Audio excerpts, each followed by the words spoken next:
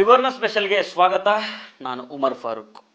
ಮದ್ದೂರಿನಲ್ಲಿ ನಡೆದ ಮಾರಾಮಾರಿಯಲ್ಲಿ ಬಿಜೆಪಿ ಮತ್ತು ಹಿಂದುತ್ವ ಸಂಘಟನೆಗಳು ತಮ್ಮ ಬೇಳೆಯನ್ನು ಬೇಯಿಸ್ಕೊಳ್ಳೋದಕ್ಕೆ ಶತಾಯಗತಾಯ ಪ್ರಯತ್ನವನ್ನು ಮಾಡಿದ್ದಾವೆ. ಇಷ್ಟು ದಿನ ತಮಗೆ ಅಸ್ತಿತ್ವವೇ ಇಲ್ಲದಂಥ ಹಳೆ ಮೈಸೂರು ಭಾಗದಲ್ಲಿ ಹಿಂದುತ್ವ ಮತ್ತು ಮುಸ್ಲಿಂ ದ್ವೇಷದ ಮುಖಾಂತರ ತನ್ನ ಅಸ್ತಿತ್ವವನ್ನು ಸ್ಥಾಪನೆ ಮಾಡೋದಕ್ಕೆ ಬಿಜೆಪಿಯಲ್ಲಿ ಪ್ರಯತ್ನ ಮಾಡ್ತಾ ಇದೆ. ಹಳೆ ಮೈಸೂರು ಅಂದರೆ ಒಕ್ಕಲಿಗರು ಜಾಸ್ತಿ ಇರುವಂಥ ಪ್ರದೇಶಗಳು ಅಂದ್ಕೊಳ್ಳಿ. ಮಂಡ್ಯ, ಮೈಸೂರು, ಚಾಮರಾಜನಗರ, ರಾಮನಗರ, ಹಾಸನ, ತುಮಕೂರು ಈ ಒಂದಿಷ್ಟು ಜಿಲ್ಲೆಗಳಲ್ಲಿ ಬಿಜೆಪಿಗೆ ಅಷ್ಟಾಗಿ ಅನುಕೂಲ ಇರುವಂಥ ವಾತಾವರಣ ಇಲ್ಲ. ಹೀಗಾಗಿ ದಶಕಗಳ ಹಿಂದೆ ಮಂಗಳೂರನ್ನು ಹೇಗೆ ಪ್ರಯೋಗಶಾಲೆ ರೀತಿ ಮಾಡಿಕೊಂಡ್ರೋ ಅದೇ ರೀತಿ ಹಳೆ ಮೈಸೂರಿನಲ್ಲಿ ಮಂಡ್ಯ ಜಿಲ್ಲೆಯನ್ನು ಬಿಜೆಪಿ ಮತ್ತು ಹಿಂದುತ್ವವಾದಿಗಳು ಪ್ರಯೋಗಶಾಲೆಯನ್ನಾಗಿ ಮಾಡ್ಕೊಳ್ತಾ ಇದ್ದಾರೆ. ಹಾಗಾದರೆ ಈ ಭಾಗದಲ್ಲಿ ಬಿಜೆಪಿಯ ಪೊಲಿಟಿಕಲ್ ಸ್ಟಂಟ್ಗಳು ವರ್ಕೌಟ್ ಆಗ್ತಾವ? ಧಾರ್ಮಿಕ ರಾಜಕಾರಣಕ್ಕೆ ಮಂಡ್ಯ ಮಂದಿ ಮನಸೋಲ್ತಾರ? ಇಲ್ಲಿ ತನಕ ಬಿಜೆಪಿಗೆ ಅಧಿಕಾರ ಕೊಡದ ಹಳೆ ಮೈಸೂರಿನ ಮಂದಿ ಮಂಡ್ಯ ಜಿಲ್ಲೆಯನ್ನು ಮತ್ತೊಂದು ಮಂಗಳೂರು ಆಗೋದಕ್ಕೆ ಬಿಡ್ತಾರ? ಇದೆಲ್ಲವನ್ನು ಈ ವಿಡಿಯೋದಲ್ಲಿ ಡೀಟೇಲಾಗಿ ಎಕ್ಸ್ಪ್ಲೇನ್ ಮಾಡ್ತಾ ಹೋಗ್ತೀನಿ. ಆದರೆ ಅದಕ್ಕೂ ಮೊದಲು ನೀವಿನ್ನೂ ನಮ್ಮ ಚಾನಲನ್ನು ಸಬ್ಸ್ಕ್ರೈಬ್ ಮಾಡಿಲ್ಲ ಅಂದರೆ ದಯವಿಟ್ಟು ಸಬ್ಸ್ಕ್ರೈಬ್ ಮಾಡ್ಕೊಳ್ಳಿ. ಹಾಗೆ ಈ ವಿಡಿಯೋವನ್ನು ಕೊನೆ ತನಕ ಮಿಸ್ ಮಾಡದೆ ನೋಡಿ.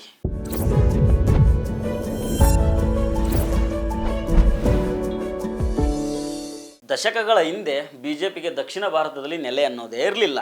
ಆಗ ಬಿಜೆಪಿಯವರು ಕರ್ನಾಟಕದ ಕರಾವಳಿಯನ್ನು ತಮ್ಮ ಪ್ರಯೋಗಶಾಲೆಯಾಗಿ ಮಾಡಿಕೊಂಡ್ರು.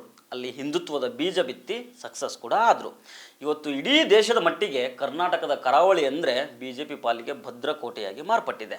ಈಗ ಅದೇ ರೀತಿ ಮಂಡ್ಯ ಜಿಲ್ಲೆಯನ್ನು ಬಿಜೆಪಿಯವರು ಟಾರ್ಗೆಟ್ ಮಾಡಿದ್ದಾರೆ ಅಂತ ವಿಶ್ಲೇಷಣೆಯನ್ನು ಮಾಡಲಾಗ್ತಾ ಇದೆ. ಇತ್ತೀಚೆಗೆ ಮದ್ದೂರು ಅಲ್ಲಿ ನಡೆದಂಥ ಕೋಮುಗಲಭೆಯಿಂದಾಗಿ ಅದು ರಾಷ್ಟ್ರ ಮಟ್ಟದಲ್ಲಿ ಸುದ್ದಿಯಲ್ಲಿದೆ.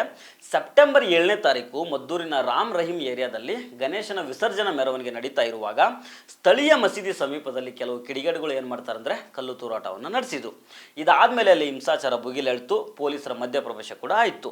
ಇದಾದ ನಂತರ ನೂರಾರು ಹಿಂದೂ ಕಾರ್ಯಕರ್ತರು ಕೇಸರಿ ಶಾಲ್ ಹಾಕ್ಕೊಂಡು ಧ್ವಜ ಹಿಡ್ಕೊಂಡು ಬಂದರು. ಮರುದಿನ ಉಗ್ರ ನರಸಿಂಹಸ್ವಾಮಿ ದೇವಸ್ಥಾನದಿಂದ ಪ್ರತಿಭಟನಾ ಮೆರವಣಿಗೆ ಕೂಡ ನಡೀತು.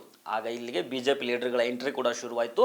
ಮಸೀದಿಯೊಳಗೆ ಶಸ್ತ್ರಾಸ್ತ್ರಗಳು ಮತ್ತು ಕಲ್ಲುಗಳನ್ನು ಸಂಗ್ರಹಿಸಿದ್ದಾರೆ ಅಂತ ಪ್ರತಾಪ್ ಸಿಂಹ ಆರೋಪ ಮಾಡಿದರು.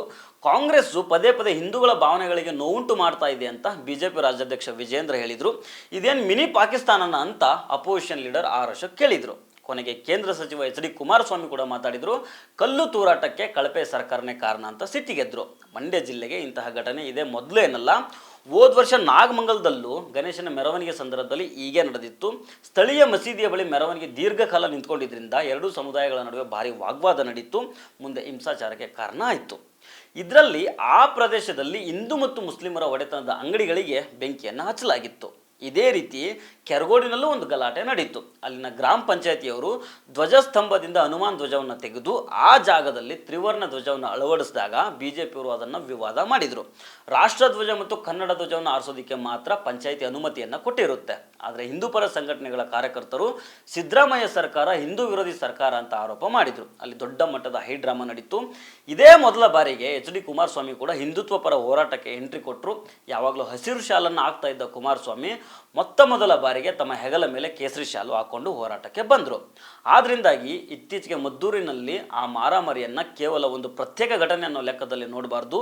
ಈ ಹಿಂಸಾಚಾರದ ಪ್ರಸಂಗಗಳು ಒಕ್ಕಲಿಗ ಪ್ರಾಬಲ್ಯ ಇರೋ ಪ್ರದೇಶಗಳಲ್ಲಿ ಮುಸ್ಲಿಂ ವಿರೋಧಿ ನಡೆ ಬೆಳೀತಾ ಇದೆ ಅನ್ನೋದನ್ನು ಹಾಗೂ ಬಿಜೆಪಿ ಪಾರ್ಟಿ ಇಲ್ಲಿ ಹಿಂದೂ ಮತಗಳ ಕ್ರೋಢೀಕರಣ ಮಾಡ್ತಾ ಇದೆ ಅನ್ನೋದನ್ನು ನಾವು ಇಲ್ಲಿ ಗಮನಿಸಬೇಕಾಗತ್ತೆ.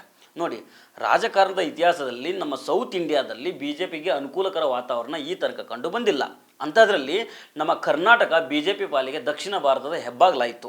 ಅದಾಗಿನೂ ಹಿಂದುತ್ವದ ಪ್ರಯೋಗಶಾಲೆ ಅನ್ನಿಸ್ಕೊಂಡ ಕರಾವಳಿಯನ್ನು ಹೊರತುಪಡಿಸಿದರೆ ಬೇರೆ ಪ್ರದೇಶಗಳಲ್ಲಿ ಬಿಜೆಪಿಗೆ ಅಷ್ಟಾಗಿ ನೆಲೆ ಸಿಕ್ಕಿಲ್ಲ. ಅದರಲ್ಲೂ ಹಳೆ ಮೈಸೂರು ಈ ತನಕನೂ ಬಿಜೆಪಿಗೆ ಕಬ್ಬಿಣದ ಕಡಲೆ ಆಗಿದೆ. ಇದಕ್ಕೆ ಕಾರಣ ಏನಂತಂದರೆ ಹಳೆ ಮೈಸೂರು JDS ಪಾರ್ಟಿಯ ಭದ್ರಕೋಟೆ ಆಗಿದ್ದು. ಎಚ್.ಡಿ. ದೇವೇಗೌಡರು ಒಕ್ಕಲಿಗ ಸಮಾಜದ ಮಟ್ಟಿಗೆ ಪ್ರಶ್ನಾತೀತ ನಾಯಕರವರು. ಅವರ ಕುಟುಂಬಕ್ಕೆ ಒಕ್ಕಲಿಗರು ಹೆಚ್ಚಿನ ಮಹತ್ವವನ್ನು ಕೊಡ್ತಾರೆ. ಹೀಗಾಗಿ ಇಲ್ಲಿ JDS ಮತ್ತು ಕಾಂಗ್ರೆಸ್ ಮೇನ್ ಪ್ಲೇಯರ್ಗಳಾಗ್ತಾರೆ. ಬಿಜೆಪಿ ಆಟುಕೊಂಟು ಲೆಕ್ಕಕ್ಕಿಲ್ಲ ಅನ್ನೋ ರೀತಿಯಲ್ಲಿತ್ತು.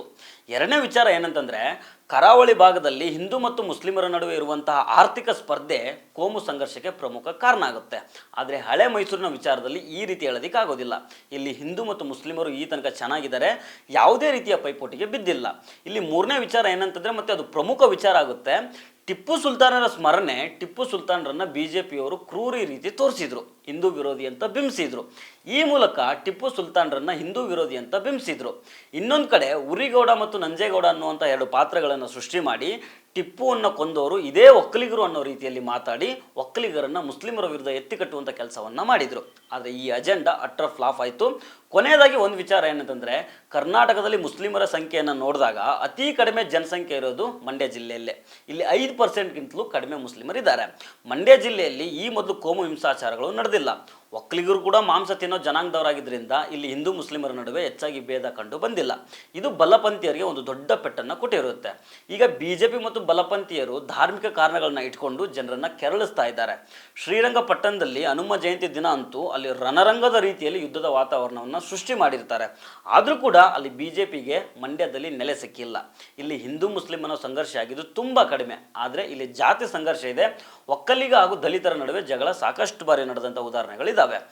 ನೋಡಿ, ಇಲ್ಲಿ ಕೋಮು ವಿಚಾರದ ಜೊತೆಗೆ ರಾಜಕಾರಣದ ಬಗ್ಗೆ ಮಾತಾಡೋದಾದರೆ ಬಿಜೆಪಿಗೆ ದೊಡ್ಡ ಸವಾಲು ಆಗಿರೋದೇ ಹಳೆ ಮೈಸೂರು. ಮೈಸೂರು ಮಂಡ್ಯ ಸೇರಿದಂಗೆ ಒಕ್ಕಲಿಗರು ಜಾಸ್ತಿ ಇರೋ ಕ್ಷೇತ್ರಗಳಲ್ಲಿ ನೆಲೆ ಕಂಡುಕೊಳ್ಳೋದಕ್ಕೆ ಬಿಜೆಪಿ ಸಾಕಷ್ಟು ಪ್ರಯತ್ನವನ್ನು ಮಾಡಿದೆ, ಇಲ್ಲ ಅಂತಲ್ಲ. ಉರಿಗೌಡ ನಂಜೇಗೌಡ ಬಂದೋದ್ರು, ನರೇಂದ್ರ ಮೋದಿ ಬಂದು ಏರ್ಪೋರ್ಟ್ನಲ್ಲಿ ಕೆಂಪೇಗೌಡರ ಸ್ಟ್ಯಾಚು ಉದ್ಘಾಟನೆ ಮಾಡಿದರು. 2023 ಎಲೆಕ್ಷನ್ಗೂ ಮೊದಲು ಹಿಜಾಬು, ಆಜಾನು, ಹಲಾಲು, ಇನ್ನೂ ಅದೇನೇನೇನೋ ಪೊಲಿಟಿಕಲ್ ಸ್ಟಂಟ್ಗಳನ್ನು ಮಾಡಿದರು. ಆದರೆ 2023 ಎಲೆಕ್ಷನ್ ರಿಸಲ್ಟು, ಅದರಲ್ಲೂ ಹಳೆ ಮೈಸೂರಲ್ಲಿ ಬಂದಿರೋ ರಿಸಲ್ಟ್ ಏನು ಹೇಳ್ತು ಅಂತಂದರೆ, ಹಳೆ ಮೈಸೂರಲ್ಲಿ ಕೋಮು ಬೇಳೆ ಬೇಯೋದಿಲ್ಲ ಅನ್ನೋ ಪಾಠವನ್ನು ಬಿಜೆಪಿಗೆ ಆ ಜನರು ಕಲಿಸ್ಕೊಟ್ರು. ಮಂಡ್ಯ ಜಿಲ್ಲೆಯ 7 ವಿಧಾನಸಭಾ ಕ್ಷೇತ್ರಗಳ ಪೈಕಿ ಮಳವಳ್ಳಿ, ಮದ್ದೂರು, ಮಂಡ್ಯ, ಶ್ರೀರಂಗಪಟ್ಟಣ, ನಾಗಮಂಗಲದಲ್ಲಿ ಕಾಂಗ್ರೆಸ್ ಪಕ್ಷ ಗೆಲ್ಲುತ್ತೆ. ಮೇಲ್ಕೋಟೆಯಲ್ಲಿ ಕಾಂಗ್ರೆಸ್ ಬೆಂಬಲಿತ ಅಭ್ಯರ್ಥಿ ದರ್ಶನ್ ಪುಟ್ಟಣಯ್ಯ ಗೆದ್ದರು. KR ಪೇಟೆಯಲ್ಲಿ ಒಂದು ಕ್ಷೇತ್ರದಲ್ಲಿ ಮಾತ್ರ JDS ಗೆದ್ಕೊಂಡಿದೆ. ಇನ್ನು ಬೆಂಗಳೂರು ದಕ್ಷಿಣ ಜಿಲ್ಲೆಯ, ಅಂದರೆ ಇವಾಗಿನ ರಾಮನಗರ ಜಿಲ್ಲೆ ಅಂತ ಅಂದ್ಕೊಳ್ಳಿ, ಆ ಜಿಲ್ಲೆಯ ರಾಮನಗರ, ಕನಕಪುರ, ಮಾಗಡಿ, ಚನ್ನಪಟ್ಟಣ ಈ 4 ಕ್ಷೇತ್ರಗಳನ್ನ ಕಾಂಗ್ರೆಸ್ ಪಕ್ಷ ಗೆದ್ಕೊಳ್ತು. ಇರೋ ಒಂದು ಕ್ಷೇತ್ರವನ್ನು ಸಹ ಬೈ ಎಲೆಕ್ಷನಲ್ಲಿ JDS ಕಳೆದುಕೊಳ್ತು. ಇನ್ನು ಮೈಸೂರು ವಿಧಾನಸಭಾ ಕ್ಷೇತ್ರದ 11 ಕ್ಷೇತ್ರಗಳಲ್ಲಿ ಕಾಂಗ್ರೆಸ್ 8ರಲ್ಲಿ ಗೆದ್ದಿದೆ. JDS 2 ಮತ್ತು ಬಿಜೆಪಿ 1 ಕ್ಷೇತ್ರವನ್ನು ಮಾತ್ರ ಗೆದ್ಕೊಂಡಿದೆ. ಈ ಮೂಲಕ 2023 ಎಲೆಕ್ಷನ್ಗೂ ಮೊದಲು ಕಂಡು ಬಂದ ಕೋಮು ಸಂಘರ್ಷಗಳನ್ನು ಹಳೆ ಮೈಸೂರು ಮಂದಿ ಸುತಾರಾಮ್ ಒಪ್ಪಿರಲಿಲ್ಲ. ಬದಲಾಗಿ ಈ ಕೋಮು ಅಜೆಂಡಾಗೆ ವಿರುದ್ಧವಾಗಿ ಮತವನ್ನು ಕೊಟ್ಟಿರ್ತಾರೆ. ಈಗ ಏನಂತಂದರೆ, JDS ಜೊತೆ ಮೈತ್ರಿ ಮಾಡಿಕೊಂಡಿರೋದು ಬಿಜೆಪಿಗೆ ಲಾಭ ಆಗುತ್ತೆ ಅಂತ ಹೇಳಲಾಗ್ತಾ ಇದೆ. JDS ಜೊತೆ ಸೇರಿಕೊಂಡು ಮಂಡ್ಯ ಜಿಲ್ಲೆಯಲ್ಲಿ ಹಿಂದುತ್ವದ ಅಖಾಡವನ್ನು ರೆಡಿ ಮಾಡ್ತಾ ಇದ್ದಾರೆ. ಮದ್ದೂರಲ್ಲಿ ಬಿಜೆಪಿಗೆ ಒಳ್ಳೆಯ ರೆಸ್ಪಾನ್ಸ್ ಕೂಡ ಸಿಕ್ತು. ಆದರೆ 2-3 ದಿನ ಬಿಜೆಪಿ ಸಂಪಾದನೆ ಮಾಡಿದ್ದನ್ನು ಯತ್ನಾಳ್ ಬರೀ ಒಂದೇ ಸರ್ತಿಗೆ ಎಲ್ಲಾನು ಧ್ವಂಸ ಮಾಡಿಬಿಟ್ರು. ಇಲ್ಲಿ ಬಿಜೆಪಿಯ ಹಿಂದುತ್ವಕ್ಕೆ ಯತ್ನಾಳ್ ಚೆಕ್ಮೇಟ್ ಇಟ್ಟಂಗಾಯಿತು. ಅದೇನೇ ಇರಲಿ, ಕರಾವಳಿಯ ಮಂಗಳೂರನ್ನ ಪ್ರಯೋಗಶಾಲೆ ಮಾಡ್ಕೊಂಡಂಗೆ ಹಳೆ ಮೈಸೂರಲ್ಲಿ ಮಂಡ್ಯ ಜಿಲ್ಲೆಯನ್ನು ಪ್ರಯೋಗಶಾಲೆ ಮಾಡೋದಕ್ಕೆ ಹಿಂದುತ್ವವಾದಿಗಳು ಪ್ರಯತ್ನ ಮಾಡ್ತಾ ಇರೋದು ಸುಳ್ಳಲ್ಲ. ಆದರೆ ಇದಕ್ಕೆ ಹಳೆ ಮೈಸೂರಿನ ಮಂದಿ ಎಲೆಕ್ಷನ್ಗಳಲ್ಲಿ ಹೇಗೆ ಉತ್ತರ ಕೊಡ್ತಾರೆ ಅನ್ನೋದನ್ನು ಕಾದು ನೋಡಬೇಕಾಗಿದೆ. ಸೊ ಫ್ರೆಂಡ್ಸ್, ಇದು ಇವತ್ತಿನ ತ್ರಿವರ್ಣ ಸ್ಪೆಷಲ್. ಮತ್ತೆ ಭೇಟಿ ಆಗ್ತಿರೋಣ. ನಮಸ್ಕಾರ.